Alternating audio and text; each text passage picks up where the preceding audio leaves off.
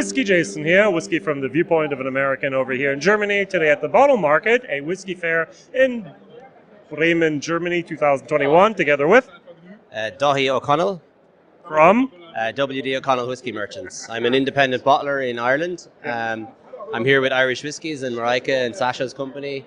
First time in Bremen. It's great to be here. Great to finally meet you. So far, I've only seen you online. That's very good. So you are an independent bottler. You do not call yourself a bonder yet, right? That's correct, yeah. I don't have my own actual physical bond myself. So I go by the mantle of independent bottler, yes. Excellent. All right. And you have some interesting bottles. Would you be so kind to show one or two of these? You have them behind you as well. Very, very good. So we have the 10-year-old and we have the Bill Fill. It's a 10-year-old single grain. We'll start with this one with the single grain. All right. So I'll hold this. Okay. So this whiskey is a grain whiskey from Ireland. It's a single grain from Cooley. It's made up of 10 and 12-year-old grain whiskey. The 10-year-old is all ex-bourbon cask, and the 12-year-old is an ex-American rye whiskey cask.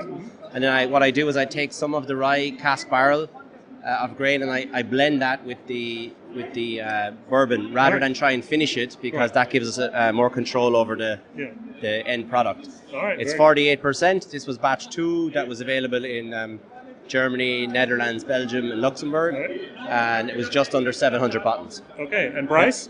It's 60 euros here in Germany. All right, very, very good. So then we'll go for the. A real man can have pink, right? Yeah, you have to be comfortable in it. You know, it's. I love pink. And who's Bill? And who's Phil? So Bill Phil, my great grandfather was called William Philip O'Connell, and he was a blacksmith in County Limerick, and there were a lot of O'Connells in that area at the time. So what happened there was they nicknamed him Bill Phil, Bill for William and Phil for Philip. And what happened is his descendants, my grandfather Jackie became Jackie Bill Phil, my dad became Billy Bill Phil, I'm a Bill Phil, so we're all Bill Phils. And he was particularly famous, him and my grandfather, for making a tool for forging a tool for cutting turf or peat. And I just thought it would be nice then to give it a name of Bill Phil, yeah. All right, excellent. So this is a peated whiskey? Yeah, so it's 100% peated malt. It's single malt from Great Northern Distillery.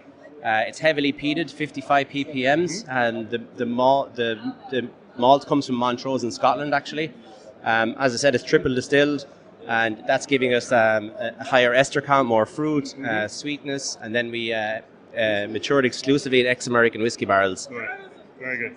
Now, you've talked a little bit about your family history, but what about your history? How did this guy actually start just actually becoming an independent bottler? That doesn't happen overnight, or does it? No, it didn't happen overnight. I was in the bar game and restaurants and nightclubs. I always had an interest in the processes involved in creating spirits and beers and food.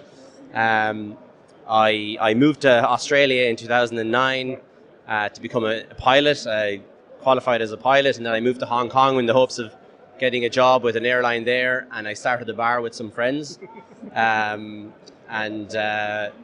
got really into whiskey there in Hong Kong. My eyes were opened up to the real world of Scotch whiskey, I guess, really. The guy goes from Ireland all the way to Hong Kong to find out that Scotch is great. Yeah, no, really, because, we didn't have a big whiskey scene in the bar trade in Ireland at the level I was operating on, and Hong Kong was very top shelf premium spirits, whether it be vodka, whiskey, cognacs. And so I decided that, Oliver Hughes had started Dingle, and the business plan came on my desk, and I said, I'm going to open a distillery in Ireland.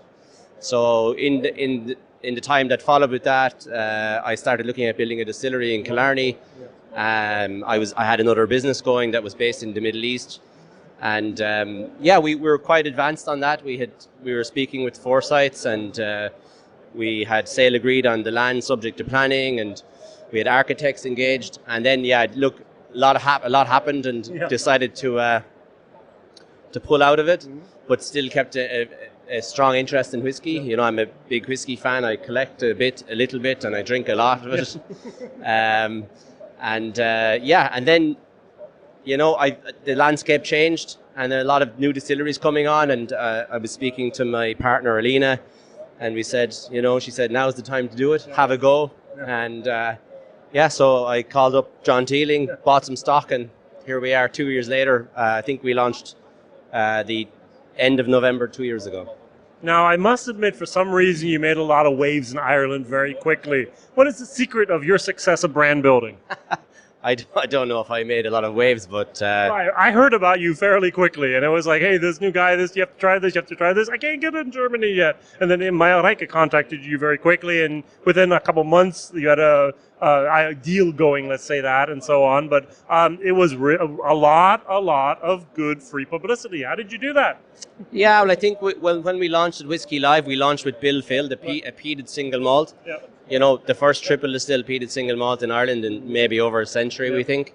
So that kind of got people's attention. And we also launched with a 17-year-old Pedro Jimenez sherry cask finish at the time. So that was also getting the other interest. And we launched with a very transparent and open honesty policy. I'm an open book. I'll tell you anything about myself or the whiskies. So all the distilleries that we source whiskey from are named on our labels. And I think that got us a lot of credibility in the market too, yeah. Very, very good. Maybe that's one of the main reasons people are like, hey, finally someone who's doing it right. And that's what we like also as whiskey geeks then. What can we expect in the future? Anything in the pipeline you can talk about? Yeah, we have 3 single casks coming up, being bottled this next week and the week after.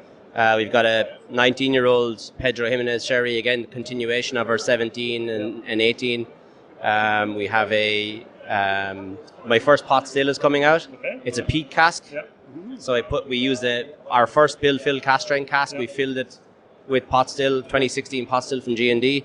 And then we have an all sherry 13-year-old from Bushmills, which is a continuation of the 12-year-old from last year, and that's a cast strength. All right. That's in the near term, and then long term next year we're probably looking at a rum, maybe a Swedish whiskey, and a bourbon also. Okay, excellent. Is it difficult to get time for bottling lines? Yeah, it's quite difficult, but luckily we've been outsourcing everything. So I've been working from my attic at home, and then dealing with multiple warehouses and multiple bottling lines. So it's quite labor. Yeah, it's difficult. It's labor and I think we're just about to move into our own place. We started work. So we have about 18,000 square feet, and we're putting in our own maturation house. We're putting in a full-size bottling line and also a miniature bottling line, blending tanks. We'll be able to, look after ourselves, and then maybe if we have time, we'll maybe help out some of the other smaller producers. All right, one last question. How big are the blending tanks? 5,000 liters each. So that's your batch size in the future. My batch size is 1 to 10 casks. That's what we have said. So we should be okay with that, but we haven't got near that yet. I think we're at about our latest batches in Ireland of Bill Phil and Grain just launched last week, and they're the biggest to date. We have just under 900 bottles each, and they're about three and a bit barrels each. So we have a long way to go. Oh, looking forward to all that's what's happening in Ireland. Good stuff here. WhiskyJason here together with W.D.O Connell from O'Connell Whiskey Merchants. Thank you very much. Bye-bye. Thank you, Jason.